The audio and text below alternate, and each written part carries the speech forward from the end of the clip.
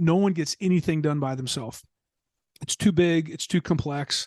But after a while, sometimes you say, wow, I'm the vice president of this theme park now. I'm a pretty big deal. And when you start telling yourself that, you stop communicating, you stop appreciating those around you, and you get into some big trouble. Welcome to the Attraction Pros podcast, where we discuss the latest trends and challenges facing the attractions industry today.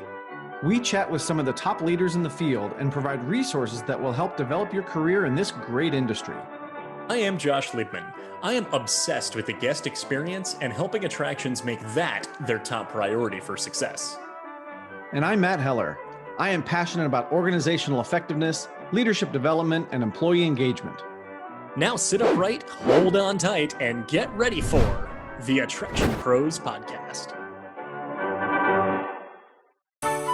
This episode is kindly sponsored by Attractions.io, the guest experience platform behind Merlin Entertainment's, San Diego Zoo's, and the PGA Championships branded mobile apps. And just like us, the team at Attractions.io is on a mission to elevate the guest experience and ensure that they exceed the expectations of today's digitally native guests. By combining a branded mobile app with an operator console that consolidates behavioral data from every touch point in the guest journey, the Attractions.io platform empowers operators with the tools they need to increase guest satisfaction, spending, and loyalty. And to learn more about how Attractions.io can help you connect your end-to-end guest experience, visit attractions.io/howitworks. Hey, Matt, how's it going? Well, today, Josh, I am fantastic. How are you? Well, good. I'm glad you're fantastic today. You know, unlike the previous 288, 89, I don't know how many, what episode are we on? I think this will be 288. Yeah. Well, I hope you're not too hungry because I've got a question about food. Oh my goodness. Yes, there's a chance that I've asked you this question before. We've definitely covered this topic in some way. What is the greatest theme park or attraction food you have eaten? So maybe not my favorite, but the greatest attraction food I've eaten, because that might be two different things. Oh, that's true. I'll give you leeway into how you answer the question. If you want to give a two-part answer, that's fine too. I may have to give a two-part answer, because then there's also the greatest food I've had in a theme park that may not be traditional theme park food. That doesn't count. Okay, all right. But if you had like a tenderloin or like a filet mignon, like that. Well, there's a I don't know if they still have it, but there was a lobster bisque at Mythos at Universal that was just out of this world. Anyway, that's a different story for a different time. That doesn't qualify. I know it doesn't. So I think I'm going to go with my standby of my favorite food that when I go to a theme park, this is what I look forward to. This is what I crave. I don't get it pretty much anywhere else. And that's a funnel cake. You got to have a funnel cake. Now, sometimes I get it with the toppings. Sometimes it's just powdered sugar, but that's kind of my go-to theme park splurge food that I like to experience. That's a good one. Yeah. How about you? So for me, after I asked you the question, I realized I do have a couple answers to this. My true answer, my favorite of all time, is a cheese on a stick, which I kind of feel like is an endangered species these days. Like funnel cakes, you could probably count on it in the majority of amusement parks you go to. Cheese on a stick is more like you can get them at Cedar Point, Belmont Park, probably in you used to be able to get it at Santa Monica, not anymore. So I don't know. Okay. But the reason why I'm thinking about this is because the greatest theme park pretzel that I have ever had was at the Germany Pavilion in Epcot, at the beer cart, right in World Showcase along the lagoon. It's so good that I even remember being at a Six Flags park a few years ago and having a pretzel that was so good and thinking, wow, this is the second best pretzel I have ever had. It's just fantastic. And why would a pretzel be on your mind today? I know. And why would a pretzel even tie in with the guest that we have today? And we get to talk to Dan Cockerell, former Disney executive. Now he's a keynote speaker. He's got his consulting group. And there's a question that we're starting to build more into our routine now. And I really I really like asking it to guests as far as what they would do as a frontline employee, or in this case, we asked about a frontline cast member, and he talked about that beer cart and the pretzels, and gave a pretty funny story about it. So that is why it's on my mind right now. Got it. Well, if I wasn't hungry when you first asked that question, I certainly am now. But we get to talk to Dan about all kinds of different things. Obviously, his theme park career, his consulting. But what I really love about the conversation and kind of where it went is that so many of the things that Dan talks about are things that anybody can do. And I've heard this for many, many years throughout the time I've been in the industry, that, Disney, where Dan has spent a lot of his life, Disney's the gold standard, right? And they must have a secret sauce. They must have, more resources and more people and more money to do everything that they do. But what Dan does is he really breaks it down into some very specific, non-magic, non-secret tactics that really anybody can use. And I loved just kind of hearing his perspectives on all of that. Yeah, no, absolutely. I mean, all the advice that he shared is free to implement. As far as, it doesn't take, a Disney-sized budget to implement these types of Disney type leadership strategies, philosophies, and really things that tie in with company culture. And culture definitely is probably the biggest theme of this interview. One of the things that I thought was really fascinating about building a culture, and in his example with with a team the size of that he had at Disney. When I worked at Disney in college, there were more than 55,000 cast members just at the Walt Disney World Resort, not even including any other properties all over the world. And you can't have a one-to-one relationship with everybody. But he talks about it from the lens of he needs to have a marketing campaign for him as a leader. And I thought that was so fascinating because, we talk about marketing from the lens of the guest experience where, you need to build positive word of mouth. So you can take that and apply that directly to leadership as well. Even if this frontline cast member doesn't know you, maybe their leader does, or maybe their coworker had an interaction, and just the things he shares about being able to develop your own reputation as a leader, even if you can't have a one-on-one relationship with everybody. And I think that's so important to not try to have a one-on-one with everybody, because just from a timing perspective, it's never going to work out, and you're never going to be able to build the relationships that you need to build. And that's another thing that Dan really talked about, was building relationships with the key people around you. Not to say that everybody wasn't key, but as an executive, you've got your next level of direct reports that you really have to focus on and make sure that you're setting the right example and being a great role model. And Dan has some great stories and really practical, fun things that he did to really set the stage for how they could be successful. But then, like you said, like thinking about this from a marketing standpoint, when he goes out and talks to people, he said he just wants to build an authentic relationship, a genuine relationship, and just show up. And he said, when you do that, people think you're everywhere. Right. And then it kind of grows from there. So really great to hear his perspectives on that. Yeah. And then, he also talks a little bit about kind of some hiring practices, and then how that leads into building that culture. He talks about skills, he talks about passion, talks about attitude, and talks about if you're bringing your strength and your passion to work every day, then you'll have a very fulfilling job. And, he shares, a lot of examples about that as well. Yeah. And one of the last things that I think is really cool that he talks about is letting go of your ego, right? And letting go of the fact that you may have a title, you may have accomplishments, you may have been with a facility for a long time, but that doesn't compare to what kind of information you can get when you just drop your ego, let go of your ego, and ask people questions and go out and listen to them, which I think is critical for anybody in any kind of leadership role. For sure. So should we grab a pretzel and get straight to this interview? I'm going to grab a funnel cake, but yes, let's do it. Hey, Dan, welcome to the Attraction Pros podcast. How are you today? Good, Matt. I am here in sunny Florida for about a week, and I'm glad I know we had a few dates to get this scheduled, but finally got it done. I'm really excited to talk to y'all. Absolutely. Well, we're excited to talk to you. Thank you again for your flexibility in getting this scheduled. Can you first kind of maybe tell us a little bit about yourself and your career? Sure. Grew up mostly outside of Washington, D.C., Rockville, Maryland. My dad was with Marriott for many years, so we moved around a lot. I went to Boston University and studied political science. Still not sure why, but it was a good, solid liberal arts degree. And every summer I ended up being in the service industry. I worked at Ocean City, Maryland as a waiter one summer with a bunch of buddies.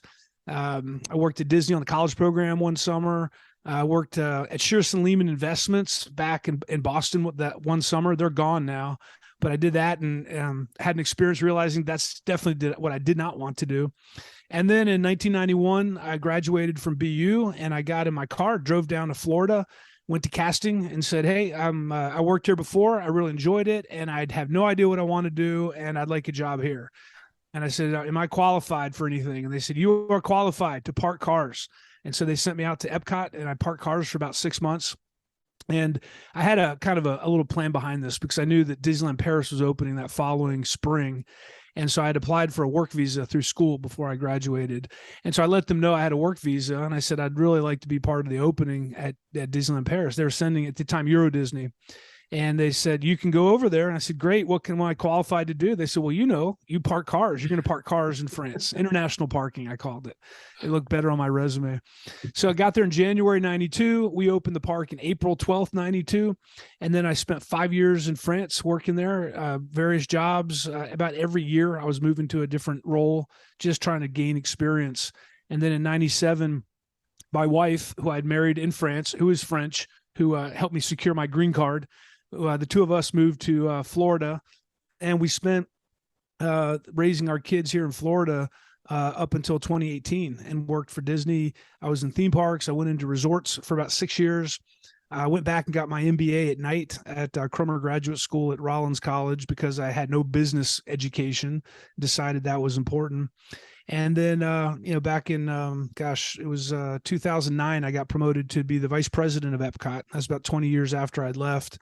And then I ran Epcot for a couple of years and then Hollywood Studios, and then finished my career from 2015 to 2018 as the Vice President of the Magic Kingdom. And my wife and I had a year-long conversation from 2017 to 2018 about what we were going to do in the future. And she loves traveling. Our kids were going off to college and some starting to work. So she kind of stayed after me and said, we got to go do something else. I'm not going to sit here and we're not going to hang out in Florida till you retire. And I thought she was crazy. I can't do anything else. I was institutionalized. When you work for somewhere for 26 years, you can't imagine working anywhere else. But talking to her, talking to my dad, got some really good support. And so we pulled the ripcord in May of 2018, left Disney. I resigned in March, ended up leaving in May. And we started our consulting company, which we've been running for 5 years now. And so I call ourselves now scrappy entrepreneurs. We're learning something new every single day. And it's been a lot of fun, a lot of hard work, some stressful moments, some times when you say, why didn't we do this sooner? And so in a nutshell, 26 years of Disney and 5 years of figuring out how to do spread the word on, leadership, culture, customer service. And we continue to tweak our material, and Valerie and I work closely together now. We're partners in this business, and that's what we do. We have rented an apartment out in Colorado. We're only there. Last year we were there for about 2 months, and so we live in Airbnbs and hotels, and we're traveling the world. And one day we'll slow down and settle down, but not anytime soon.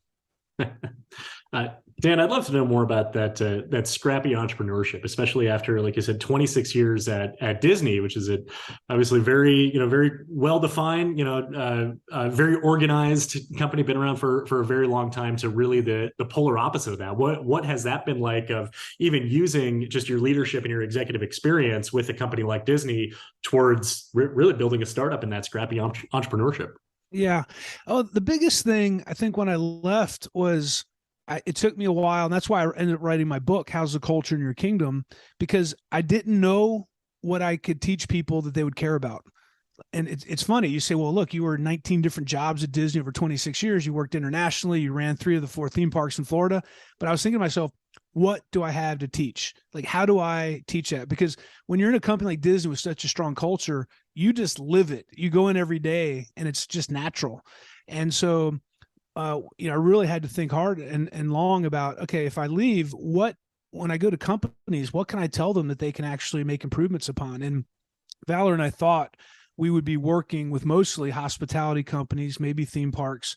And it's been really interesting. That's probably the smallest part of our business, because the way we've set up how we teach this is, it's not about resources. It's not about how big the company is. It's not about the industry. It's about how do you as a leader want to create the culture, and how do you want to operate, and how do you want to deliver results to your customers and your employees. You realize how important marketing is. And, back in the old days when people say, what do you do for a living? I'd kind of sit back in my chair and say, well, I work for Disney. Ever heard of it? Of course. Now they're like, what do you do? And I said, well, I'm a consultant. My name's Dan. Have you ever heard of me? Well, no, we have no idea who you are. So a lot of it is just making connections and relationships. And I learned how to do that at Disney. And we've had a lot of learnings along the way. How do you set up contracts? How do you have clear expectations with clients about what you're going to deliver?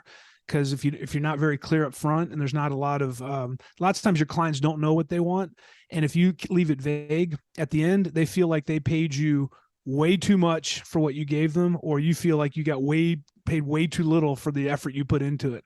And so we've had a lot of those moments where we've consulted, we've learned that along the way. And in other part of our business is speaking and doing workshops and master classes. And we constantly are tweaking those materials and figuring that out. And so it's almost like when you have a white paper to write on, it's really hard to get started. And I realized at Disney I had all this structure. So we've had to get used to, 2 or 3 months from now, not being clear about where we're going to be or what we're going to be doing. And that was a little bit scary at the beginning, but we've kind of got used to it now. Yeah, you definitely get used to the fact that sometimes you don't know what's coming down the pike, but you know that you've been doing it long enough. You've built up your reputation. You've built up those relationships that something's going to happen, right? You're confident that you're gonna be able to keep going and keep eating, which is always good. Yeah, absolutely. Well, that's, during COVID, it hit me quickly. Wow. I didn't get paid on Thursday. What's going on? I always get paid on Thursday. Well, you know what? When you're an entrepreneur, if you're not doing anything, you're not getting paid. So we started an online community. We started some college courses we developed during COVID. I got my book done. So that's another thing. You get to be really creative and very resourceful if you're going to stay in this business. And that's something we've learned along the way, is to be very flexible. At Disney, as I tell people, the lifeblood of every company is customers coming back and customers referring you. That's, every company runs that way. That's how you get more business. It's the cheapest form of marketing. And I've concluded that as a consultant, it's 10 times more important. Every time I work with a client, I need to be sure they feel like they got the best deal ever. They got a ton of value for what they paid for, because that's how I'm going to get future business. So it's not the client you're working with now. It's how you're taking care of them now that's going to pay off the next 2, 3, 4, 5 years. And if you have that mindset, things do work out, but you got to be in it for the long haul. You can't accelerate that process. Yeah, for sure. So we'd love to dive into the things that you do talk about with your clients, and really looking back or leveraging, your previous experience with, with Disney. One of the questions that we do have for you, and just kind of looking at your LinkedIn page and your website, the things you offer, you talk about really developing authentic relationships, and talk about that, with cast members at Disney. You're serving as VP at Hollywood Studios, at Epcot, at Magic Kingdom. When I started working at Disney in 2007, I think they said there were north of 55,000 cast members just at that property in Orlando. And is that a challenge? I've got to imagine that's a challenge to develop authentic relationships with cast members, whether it's frontline cast or even leadership when the organization is so large. So we'd love to know your thoughts on that and how you do that. Yeah. So it was challenging. And when I was a manager and a general manager, I could really personally interact with lots of employees and get to know them personally. When I ran a hotel, or maybe I ran a division of a park, merchandise or attractions. But when I started getting to these jobs where, you're running a whole theme park, the reality is my goal didn't change. I wanted to personally know every employee that worked there and have them know me. The reality is that was never going to happen. There's just not enough hours in the day. There's college program, there's part-time, there's people coming and going. And so what I discovered over time, it's kind of like a marketing campaign. You have to be very intentful about what people know about you. and who you are. And it's because you may not meet everyone firsthand, but you can meet enough people firsthand that they can talk to other people about who you are. And that, once again, the intent to recommend, that idea that you're telling stories. So when I finally got to Magic Kingdom, it was, there's 12,000 employees there. I concluded, okay, I can't know everyone. So I really need, first of all, a great marketing campaign. Can I let people know who I am?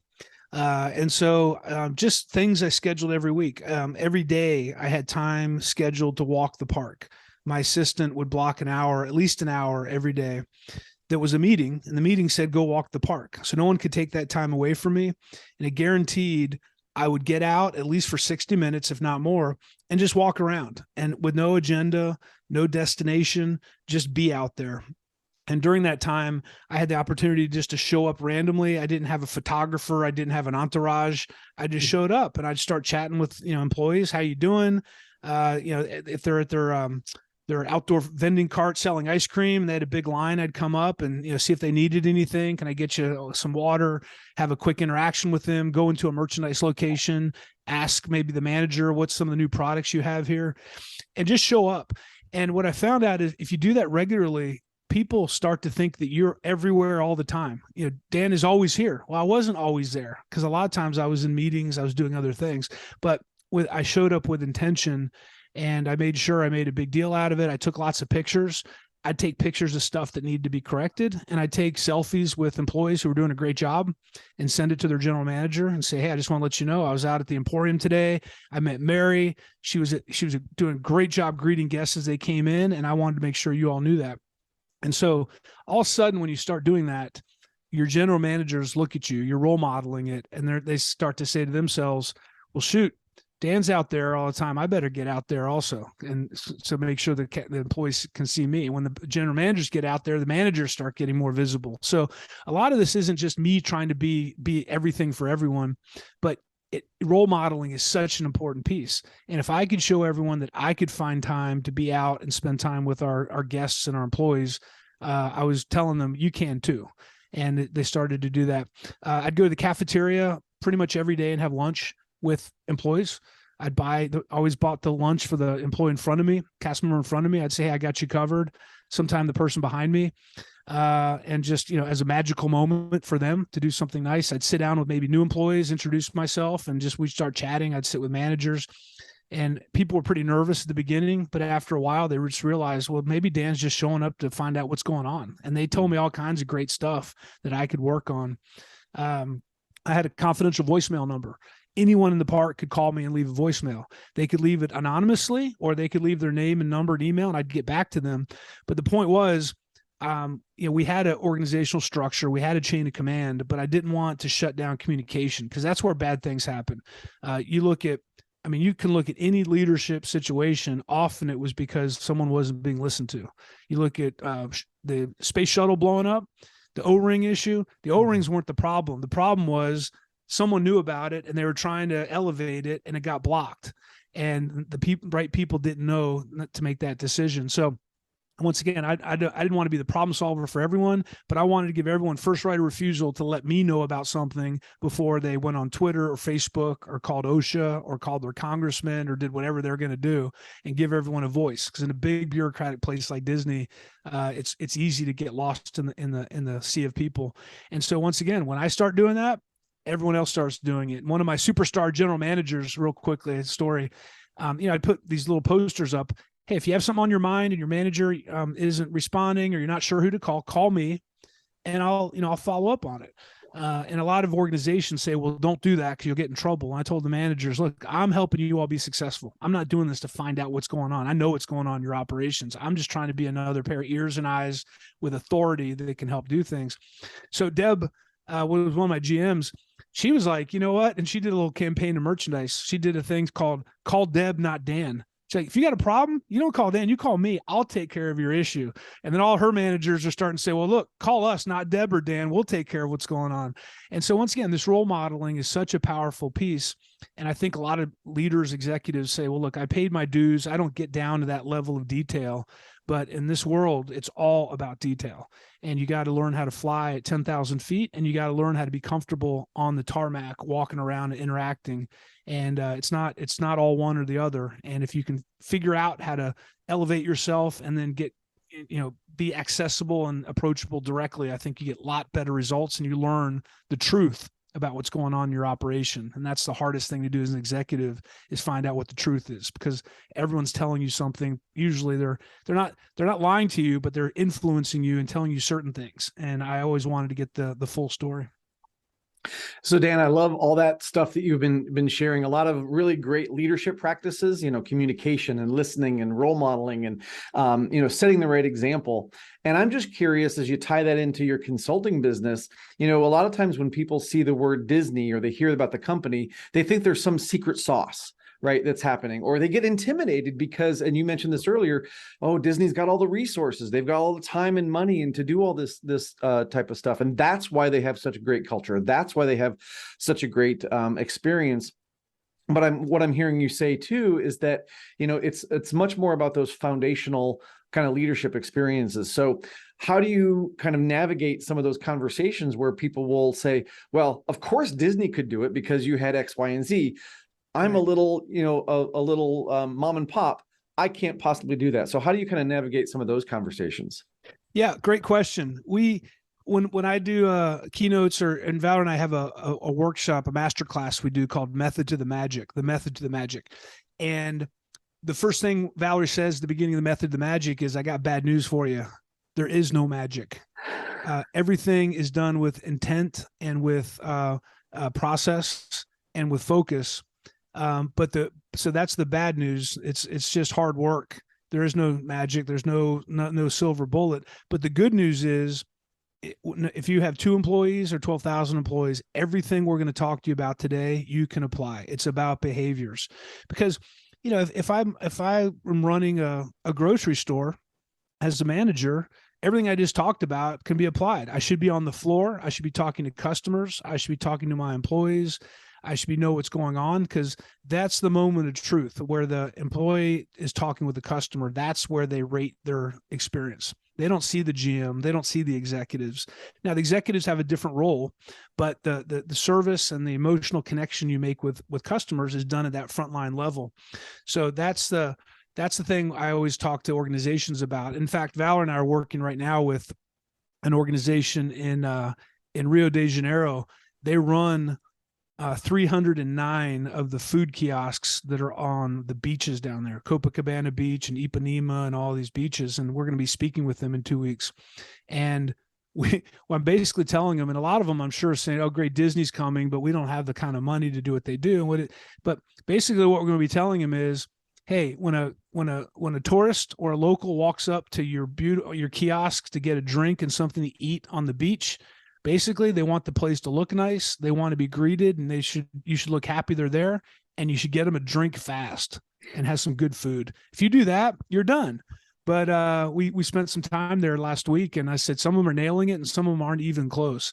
So once again, we try to say, look, I know everyone gets, and I hit it head on. I know a lot of people think, well, you're Disney, you have these resources. The reality is, when you're a publicly held company, you have resources, but the expectations on your profits are even higher. So I always remind people that also. Disney's is a for-profit organization. They're there to make money. And usually I ask that question at the beginning of sessions for companies we work with. What's the goal of your company?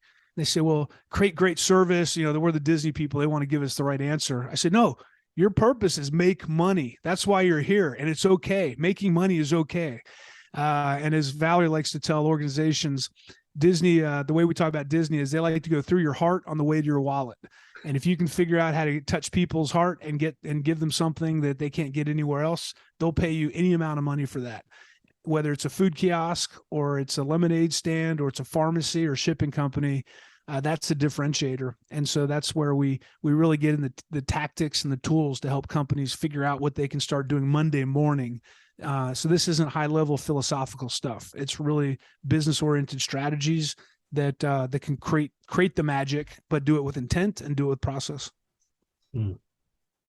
So, Dan, one of the things that Matt and I talk a lot about is really about the intersection between the guest and employee experience. And, a lot of people say, and it's pretty widely known, a great guest experience starts with a great employee experience, and really having the enthusiasm of the employee or of the cast be equal to or even greater than that of your guests. So curious as far as your strategy of ensuring that that cast members or employees of the clients you're working with, they're coming to work with the same level of enthusiasm as the guests do. Because if you think about, an employee in a theme park, a lot of times it can become very routine. That's where best practices are built, and consistency and operational excellence. But then you get that down to the personal level. Well, routine becomes ordinary, and then some days it even becomes redundant. Whereas the people that you're serving, they're on the vacation of their lifetime, right? So being able to really flip that around and ensuring that that your employees or cast members just have that same level or even greater enthusiasm than their guests. Yeah, the way I worked my whole career, I learned there's really 4 things I focused on when it came to having a really productive team and making sure our employees were at their best. The first one is you got to have the right talent. You have to hire the right people. If you don't do that, there's nothing else is going to matter. Because the reality is, what I saw at the Magic Kingdom, I was running the place and there was an overall culture there. But the reality is, when you're in a place that big, your culture is the person who's in charge of your location. Who am I working for and seeing every day?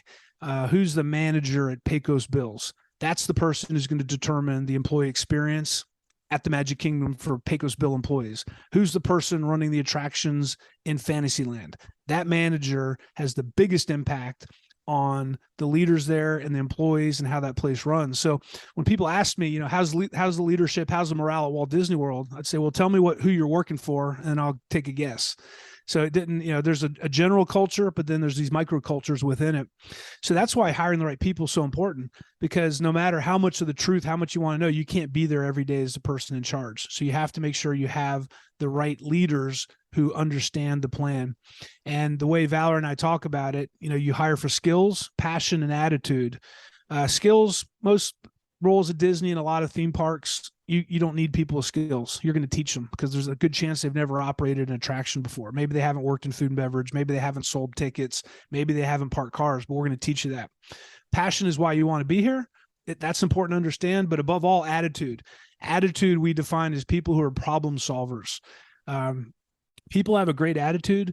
You put any obstacle in their way, they will work as hard as they can to go around it, under it, through it, whatever it takes. And they don't give up. And unfortunately, this is the minority. And most people don't have this, this kind of, it's kind of in your gut. I think you have this approach to things.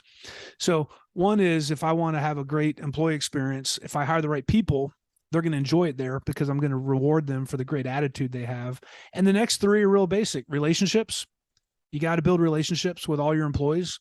I build my relationships with my general managers and my operations managers and some of the cast, and hopefully by role modeling, they do that also. People want to know they matter. They want to know that they're not just a number. If they don't show up today, things aren't going to be as good as they would have been.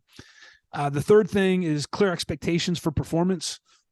If you want to have a great employee experience, you have to make sure everyone knows exactly what greatness looks like, and how to make decisions, and what those expectations are. It kind of, I grew up being an athlete, and when I played on teams where my teammates were as good or better than me, I played at a lot higher level because they pulled me up. I was playing, and that's what happens at Disney a lot of times. There's really crystal clear expectations on, you have to have a name tag, you have to have the right color shoes.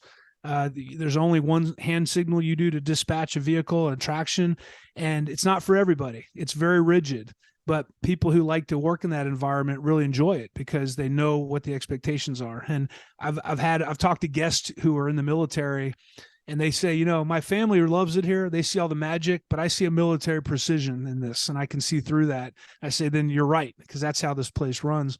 And the last piece of that's reward and recognition. If you want your employees to have a great experience, you got to reinforce those behaviors. You got to let them know. Problem is we run out of time because we're always dealing with problems, and it's hard to deal with the people who are doing great jobs. So once again, I put processes in my place. And when I was working at Disney, I would have a reminder I would have to make sure I was recognizing someone every day, texting them, writing them a note. Every compliment, every letter that I got at my property, I didn't respond to all of them because we had a department that did that. But I made sure we pulled out every compliment and made sure that employees got a personal note from me and a personal note from their manager recognizing for the job they did. So if you want to make sure your employees have a great experience, make sure you hire the right fit, that they're going to thrive in the environment that you're in. Make sure you build relationships with them. Make sure you have clear expectations for performance. That includes training. And then make sure you reward and recognize and reinforce those behaviors. And if you can do those 4 things, you're on the right track to get the most out of your team. Well, Dan, I think you just outlined your MBA, right? For your master's for leadership. Yeah. And when people hear that you've been with Disney for so long and now you're running a successful consulting a business, they must think, well, he's doing everything right. And certainly you have a lot of great knowledge and a lot of great experiences, but have there been mistakes or failures along the way that have taught you as deep of a lesson as any of your successes? Yeah, well, we need a whole nother podcast if we want to talk about that, because I have a laundry list. But I want to give a couple of examples here. One is some failures I've had. I'll give you a very specific one, but I think generally sometimes when we are successful, we move up, we do well, our ego can really get in the way sometimes, and we forget that the reason we got to where we were was because there's a whole bunch of other people helped us. And some I learned at Disney, no one gets anything done by themselves. It's too big, it's too complex. But after a while, sometimes you say, wow, I'm the vice president of this theme park now. I'm a pretty big deal. And when you start telling yourself that, you stop communicating, you stop appreciating those around you, and you get into some big trouble. So that's a big one, is just because you're in a role with a certain title, it does not mean you're smarter than everyone else. It doesn't mean you're the best one to be in that role.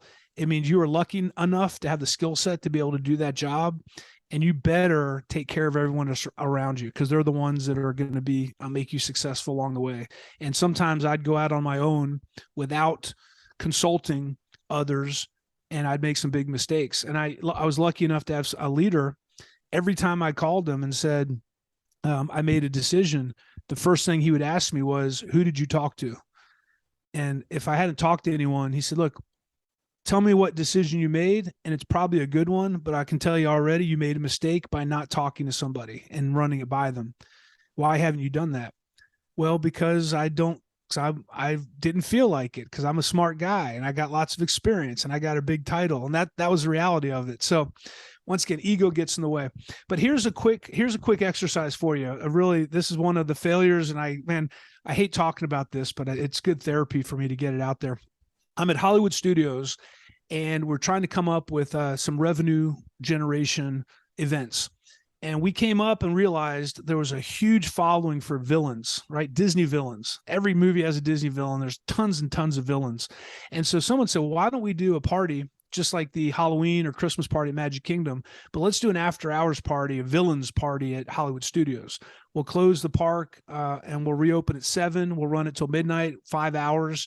And it'll be a celebration of all the villains we had. We'll do a fireworks show and we'll do all this. So the team started planning it, and they came up and they said, and finally the big hook was going to be, if you come to this party, there'll be 100 villains that'll be there. And I'm like, 100 villains, man, that's a lot of villains. I'd like to see the list of all those villains. So that it sounded good. But if you don't really start thinking, when you're doing something new, if you don't get to the tarmac level and see what it's going to look like from a guest point of view, you make a lot of assumptions. So really quickly, and I don't want to get too far into this, but if I have 100 villains at an event and the event's 5 hours long, that means I have 500 per hour. I have 500 villains that can appear. And if I go ahead and take that 500 and divide it by, let's say 60 seconds, right? If you want to meet a villain and take a picture and interact with them, 60 seconds sounds pretty good. You're basically going to come up with 3,000. I can have 3,000 meet and greets for that. And let's say, what do you think is an appropriate amount of villains to meet at a 5-hour party? And most people say, well, I want to meet 3 of them. I want to have 3 interactions. Okay, great. So when you do all that, you basically get down to, if I want to meet 3 villains in 5 hours, 100 villains, I should have 1,000 people at that party, right? If I'm going to deliver that, and that's all reasonable expectations. Well, we had 6,000 people show up because we didn't do that math. And when you have 100 villains, it sounds like a lot until 6,000 people show up, and all of a sudden it's a disaster and no one gets to meet a villain.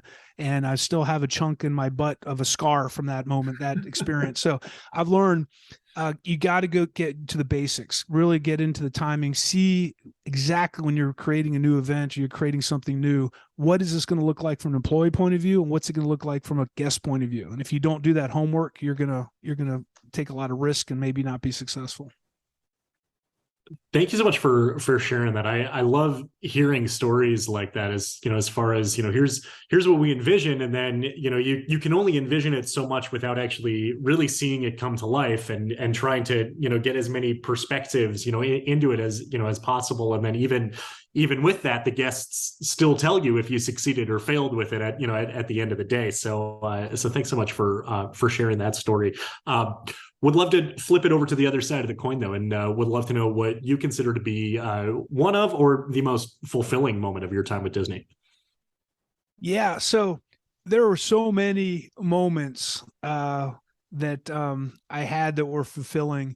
I think this idea that people talk about, if you can figure out what your passion and your strengths are, and you can apply those every day, you're just going to have a really fulfilling job. It doesn't mean it's not going to be hard, but you're going to make forward progress. And what I concluded was, I'm big on a lot of these assessments, Myers-Briggs, Strength Finders, and basically all the assessments I did, the theme was be with people. When I can be with people, I'm more energetic, I'm more inspirational, I'm more creative. Everything gets better. But as you move up in jobs and organizations, you have to spend a lot more time in your office doing analysis, doing emails, administrative work. And so I found later in my career really how to prioritize being out, being approachable and accessible. And I gave you all a list of some of the tactics I used. That wasn't just for fun. That's because I knew that's where I was going to best use my talent. And so those moments where I really saw that success happening was when I could walk around the park with, do a tour or be with someone, and people would just say hi to me, and it wasn't this moment where, oh my gosh, the VP's here. I'm like, hey, John, how you doing? I can remember who people were. I can remember how long they'd been with the company. I can remember some of the conversations I had with them. And so for me, having those moments where I could walk around, participate, encourage, see the reaction of the employees, and making them feel that special, and being able to go home and say, the vice president knows who I am, that just got me excited. And it's always been something I've really been. Now there's all the projects, opening things, launching my Magic Plus, being able to work on projects and do those are all fun. But when it comes down to it, for me, it was about people and the impact I had on people. And I had a great moment just a few weeks ago. I was at the Bonnet Creek at the Ritz-Carlton. No, not the Ritz-Carlton, the JW Marriott, I think it was over there. Anyway, I was at one of the hotels, the Hilton, and I was in the lobby. I was doing we were doing a workshop there, and one of the VIP guides came in to meet a family, and he was walking down the hallway and passed him, and he looked up and he said, "Hey, Dan, how are you doing?" I'm like, "Hey, Joe." And we just kept walking, and I haven't worked there for 5 years. So for me, that's kind of where I really get excited, that the impact I've been able to make on people and the relationships I've been able to build. So I imagine that rolls into what you do now as a consultant too, right? Because you're around people all the time, and you get to kind of exercise that muscle. I'm curious though, again, as you've had a great career, that people probably ask you for career advice. And I'm curious on the, not just career advice you might give, but have you ever gotten some really bad advice or advice that you're like, that's not going to work out, or something like that? So I'm just curious if there's bad advice you've either gotten or you've heard other people give. Yeah, it's a very interesting question. I've never had anyone ask me that before. I think I don't have a specific piece of advice that was terrible, but what I don't like is when someone gives you a piece of advice and basically says, that this really is what you should do. So I always encourage younger leaders, go get advice from lots of people, your parents, your spouse, your brother, sister, friends, a mentor at work, your boss, coworkers. You should get advice from lots and lots of people. But at the end of the day, you're the only one who can make the right decision because you are the one living your life.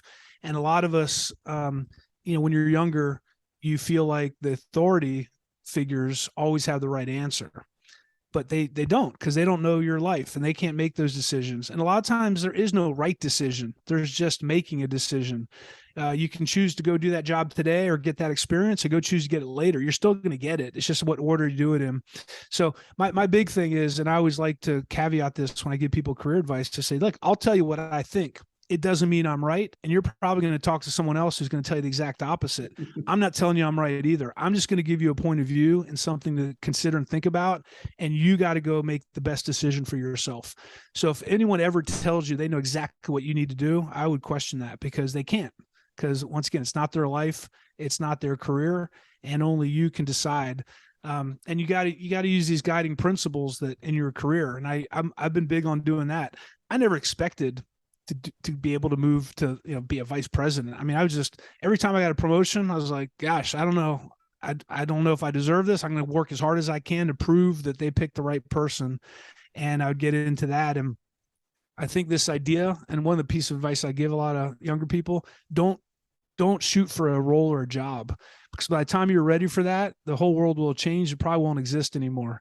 So just figure out, what do you want to do every day? What environment do you want to be in? For me, if I could run a theme park, if I ever moved any higher at Disney, I think I would have been miserable, because if I can't be around big teams of people and not running stuff, that for me would not be fun. And so when Valerie and I, gave ourselves our own career advice, what do you want? What do you want out of your life at this point? We said, well, we want freedom and we want simplicity. Those were two things we were both really yearning for, is a freedom. Because when you work at Disney, you're there every single day and you're connected 7 days a week. And so to be able to say, we're going to go off to another country for a month and see if we can get some business going and do some things, that was a big for us. It was great when our kids were growing up. And the other thing was simplicity. I don't want to have meetings anymore. I don't want to have a 200 emails I have to get back to. I don't want to have 6 meetings to make a decision on the flavor of ice cream. I just want to do stuff and make life simpler.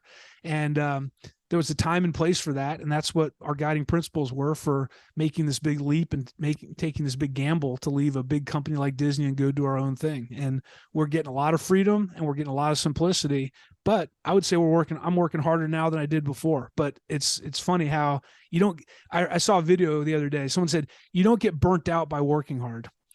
That was a big thing. You don't get burnt out by working hard, working a lot. You get burnt out by working hard and not making progress. And so that's where I think that's the big difference.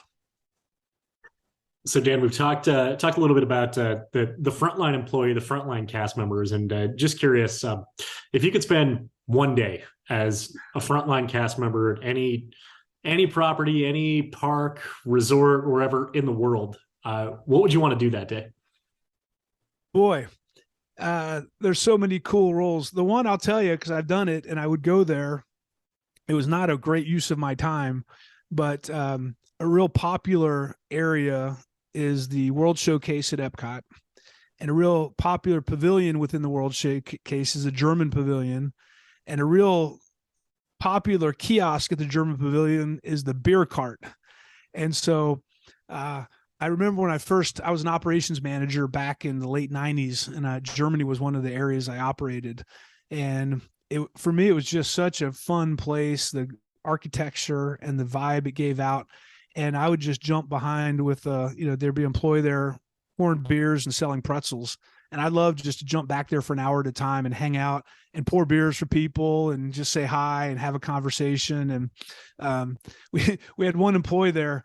I remember the reason I went out there originally, the finance team was saying, we're not sure what's going on. 5 days a week, this kiosk makes 30% more than the other days, and 2 days a week it makes less. So we're not sure why. We think maybe someone's stealing, but it should be 5 days a week, not 2 days a week. So I finally went out there and talked to the food and beverage manager, and I went there as a guest a few times. And there was this one guy, really German guy, and he'd get out there, and every group of guys walks up, they're drinking around the world. He'd say, "Yeah, guten Tag," and you get into it. He'd say, well, so we have two things you can have today. We have the girly size or the German manly size. Which one would you like? And of course the guys are like, well, yeah, we'll take the bigger one. So he upsold every single beer because so I said, look, I like your entrepreneur spirit, but you can't say that to people. This is not so.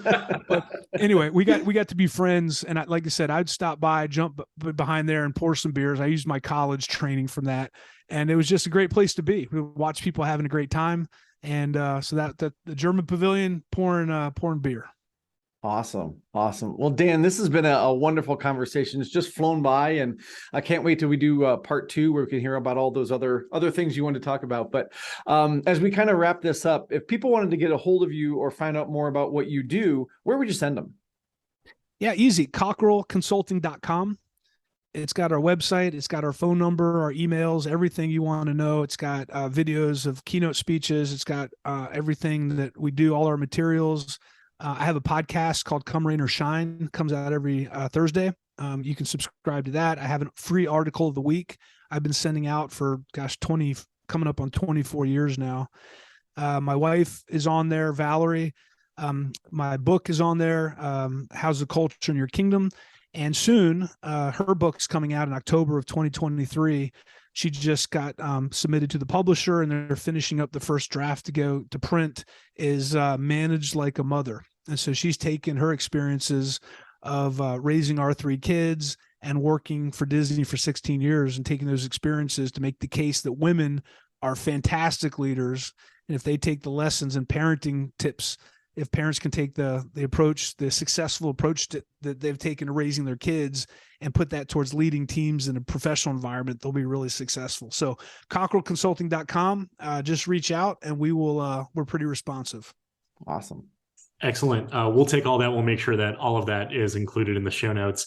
I also just want to give a plug for that beer cart in Germany as well. The beer is great, but that is the greatest pretzel I have ever eaten. I get that every time I'm at Epcot. Is it just the greatest theme park pretzel?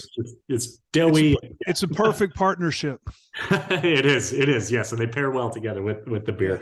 Dan, thank you so much for your time today. We really appreciate the opportunity. And for everyone out there who is watching and listening, just remember, we are all attraction pros. Thanks for listening to the Attraction Pros podcast. Make sure to subscribe so you can tune in when new episodes release. And even better, please leave us a review on iTunes. For more information, visit attractionpros.com.